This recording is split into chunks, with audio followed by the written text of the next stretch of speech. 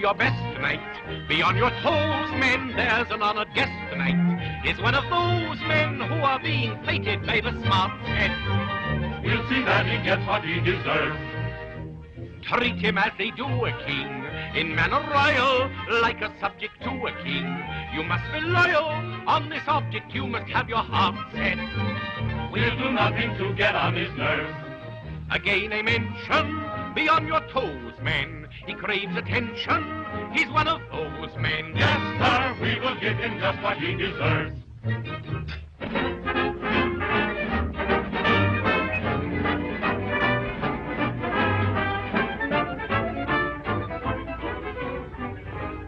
Oh, hi. Oh, yes, Mrs. Rittenhouse?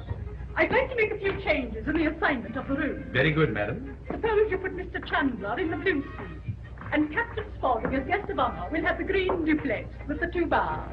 2, madam? Why, yes. I think the captain would like 2 bars, don't you? Well, if he's just returned from Africa, he may need 2 bars. Mr. Roscoe W. Chandler. Mrs. Rittenhouse. Well, Mr. Chandler. So nice to see you. the famous Bogart, as I have promised. Mr. Chandler, how can I ever express my gratitude? Oh, 'tis nothing. Nothing. You returned from Europe with a masterpiece valued at $100,000.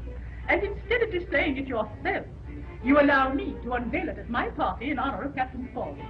You call that nothing? Mrs. Rittenhouse,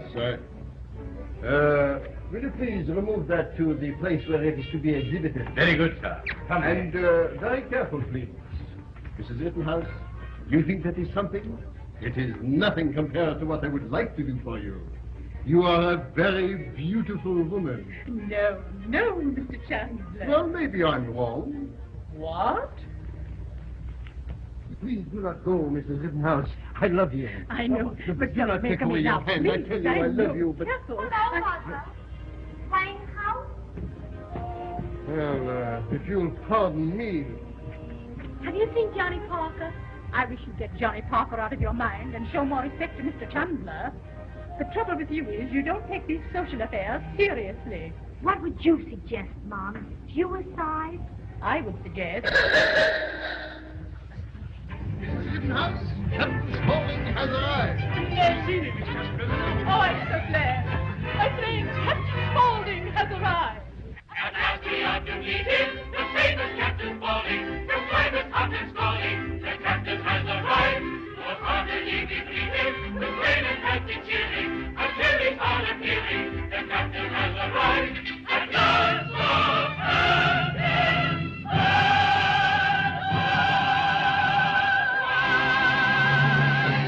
Mr. Horatio W. Jamison, Field Secretary to Captain Spaulding.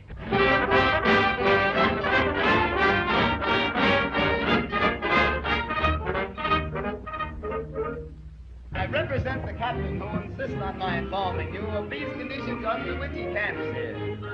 In one thing, he is very strict. He wants his women young and fit, and as for men, he won't have any tramps here. as for men, he won't have any tramps here. There must be no tramps. The men must all be very old, the women warm, the champagne cold. It's under these conditions that he camps here.